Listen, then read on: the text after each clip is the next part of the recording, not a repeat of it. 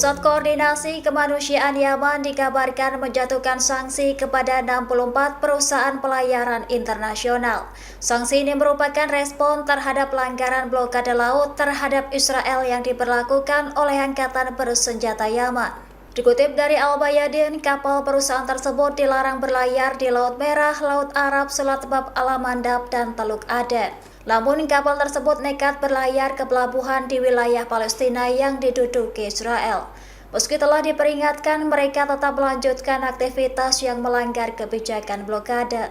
Sejumlah perusahaan pelayaran mulai memutuskan kerjasama dengan perusahaan yang dikenai sanksi dan menghindari rute ke Israel. Langkah ini diambil guna menekan Israel agar menghentikan agresinya dan blokade di Gaza. Juru bicara militer Houthi Brigjen Yahya Sareh menegaskan kapal-kapal yang berafiliasi dengan Israel akan menjadi target selanjutnya. Sanksi tersebut diklaim sebagai dukungan terhadap kebebasan rakyat Palestina. Meski demikian, Angkatan Bersenjata Yaman menegaskan siap menghadapi eskalasi baru dan mempertahankan blokade laut terhadap Israel.